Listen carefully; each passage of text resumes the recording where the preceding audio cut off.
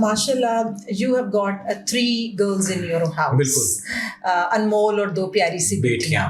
ये जब मैं बात करती हूँ बच्चों की अपब्रिंगिंग के ऊपर, एज अ साइकोलॉजिस्ट आप देखते हो, हम केसेस भी देखते हैं, या को पेरेंटिंग की बात आती है, या जो मॉडर्न पेरेंटिंग आजकल उसके जो चैलेंजेस हैं, उसमें मैं बहुत एक ख़ास चीज़ की तरफ थोड़ा सा ज़रा चाहूँगी कि आज हम इस एस्पेक्ट को भी कवर करें कि मैंने जो अभी तक देखा है, आप तो माशाल्लाह अपनी बेटियों की चेरिश करते हैं सारा कुछ, ये बताइए कि जब घरों में तरबियत की बात आती है और कहा जाता है कि ये माँ की तरबियत है या सारा ब्लेम माँ को दिया जाता है, तो वहाँ पर what is the role of the father in the upbringing of children? अच्छा, मैं आपको बताऊँ, it's not about motherhood, it's about parenthood.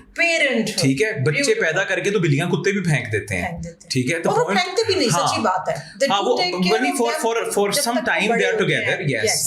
अब द पॉइंट इज कि इट्स पेरेंटहुड। जब तक बच्चे को कॉन्फिडेंस नहीं दोगे, आप उसको पूरी तरीके से अपने पैरों तले नहीं लोगे, आप उसको हर चीज में उसको सपोर्ट नहीं करोगे, उसको अच्छा और गलत खुद गाइड नहीं करोगे, और वो आपकी गाइडेंस में जब सीखेगा और एंजॉय करेगा तो वो एक बेहतरीन इंसान बनेगा। अगर वो घर से निकलेगा बाहर, दूसरे बच्चों से, दूसरे घरों के माहौल से, दूसरे लोगों से जब सीखेगा, अब्सॉर्ब करेगा, तो एक कंफ्यूज्ड पर्सनालिटी आप बनाओगे। हमजा, मुझे ये बताएं कि फादर्स लव, मैं बड़ी इमोशनल हो जाती हूँ, this topic is very close to my heart.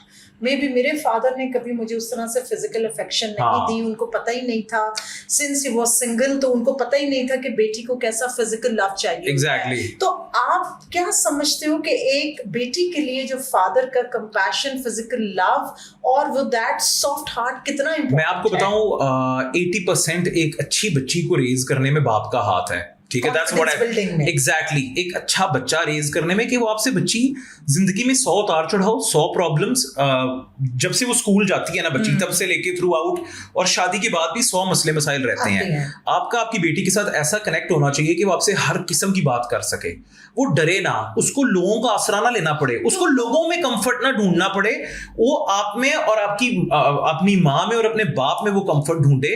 वो जो कहते हैं ना, बच्चियों ने बॉयफ्रेंड बना लिए, दोस्त बना लिए, बच्चियां ड्रग्स में चली गई, बच्चियां भाग के पार्टीज के लिए चली गई, उनका मसला ये होता है कि वो अपने पेरेंट्स के साथ क्लोज नहीं होती। 80% ऑफ द केसेस वो अपने माँ बाप से, बच्चे बाप काम कर रहा होता है और माँ अपने कामों में लगी होती है, वो बच्चे इतने दूर, इतना डिस्टेंस आ जाता है कि बच्चे अपना कंफर्ट पार्टी और सच झूठ खला कवर करने के लिए, खासतौर पे बच्चियां, किसी लड़के ने कहा, उनको थोड़ी सी अटेंशन दी, वो फिदा हो जाती है, बिल्कुल एग्जैक्टली, और चली जाती हैं, और फिर उन लड़कों से अब्यूज होती हैं, और फिर मैं आपको एग्जैक्टली, और लड़के क्या होते हैं, वो क्या उनको विक्टिम बना रहे होते हैं अपनी सेक्सुअल, एग्जैक्टली उनका, और वो जैसे ही उनका वो पूरा होता है, वो लड़की कहीं, लड़का कहीं, लड़की देखती रह जाती है। I deal a lot of cases these days in youngsters. हाँ, नहीं, but see, we have been a teenager. I was also a teenager. मैं भी इन सारे सालों से गुजरा हूँ, मैंने देखा है, हर चीज देखी है।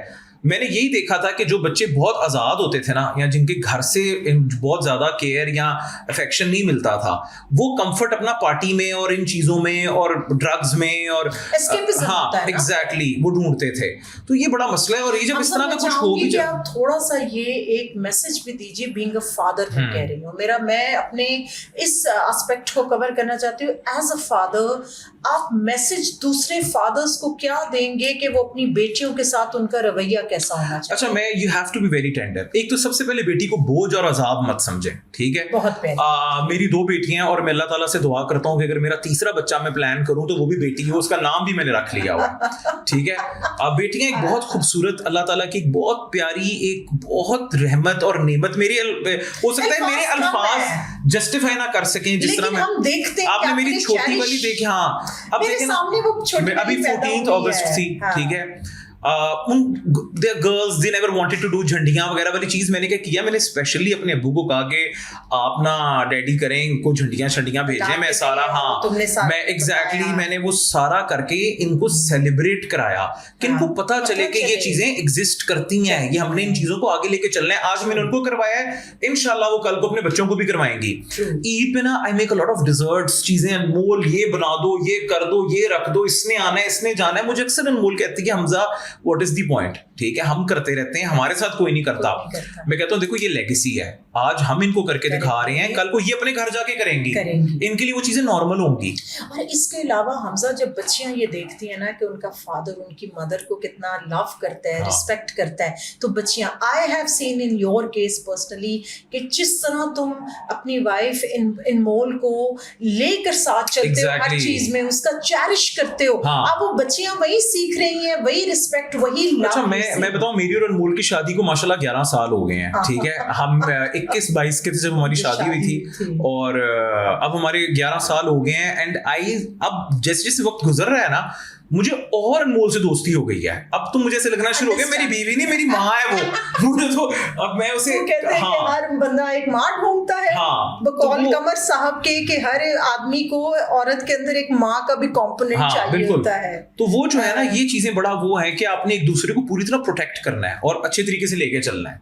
तो ये सारा सिलसिला। जिन घरों के अंदर फादर्स का, ये खास तौर पे जो बच्चे ब्रोकन होम से आते हैं, तो मैं ये भी यहाँ पे जरा बात करती चलूं कि उन ब्रोकन होम से जब बच्चे आते हैं तो उनकी पर्सनालिटी जो है, आप क्या समझते हैं कि उनकी पर्सनालिटी भी ब्रोकन होती है, ठीक है, कॉन्फिडेंस लेवल एग्जैक्टली। अभी रिसेंटली जब मैं और अनमोल, हमारे काफी ऐसे दोस्त हैं जिनकी सेपरेशन हो गई, डिवोर्स हो गई है, या 100 मसले मसाइल इस तरह के चलते हैं। अच्छा, जब मैं और अनमोल, मुझे ये चीज तब फील होती है जब मैं और अनमोल जाते हैं और हम मजाक करते हैं, और मैं से कह रहा था चल जलील औरत ना कर, मुझे कोई बात कर देती है, तो मुझे कह देती है आप ऐसे ना करें, ये देखें अपना, वो देखें। तो मैं वो जो हमारा दोस्त या जो भी हमारा जो जिससे हम मिलते हैं, जो सफरिंग एंड पे होता है, वो जिस प्यार से या हसरत से देखता है ना हमारी इस जिंदगी तो ये जी रहे हैं चैट को, कि वो मुझे फील होता है कि ये अगर ये ब्रोकन हाउस ना होता या ये अफेक्टेड होम के बच्चे ना होते तो ये ऐसे ना होते। तो ये बड़ा मसला है कि आई डू अग्री कि जो पेरेंट्स, जरूरी नहीं है कि आपकी निभे और बने, मसले मसाइल हो जाते हैं, ठीक है, होते हैं, लेकिन हमने साथ-साथ स्किल्स भी तो सीखनी है। एग्जैक्टली, उन बच्चों को एक पॉजिटिव साइड, मुआशरे की पॉजिटिव शक्ल दिखाना, ये भी तो नहीं कि मीम्स बन रही है कि जी डाइवोर्सेस को सेलिब्रेट करें, उसको नॉर्मलाइज करें, ये भी एक गलत चीज है। विद ड्यू अपॉलॉजी, हमारी मीडिया इंडस्ट्री के अंदर मैंने ये देखा है कि गॉसिप्स के अंदर इस चीज को एनकरेज किया जा रहा है। और मैं आपको बताऊं अमरीन, मैं आपको बताता हूं, जितनी सिली और बुरी चीजों को हम प्रमोट करेंगे और उनको वायरल करेंगे, और अगर हम गंद को मतलब उछालेंगे और उसको हम नॉर्मलाइज करेंगे, उतना हम अपनी आगे आने वाली जनरेशन के लिए प्रॉब्लम्स क्रिएट करेंगे, ठीक है। वो लोग अच्छा काम करके अपना नाम बनाने की बजाय लोग तरजीह देंगे गंदे काम करने को, उटपटांग चीजें करने को, और अटेंशन सीख करने के लिए।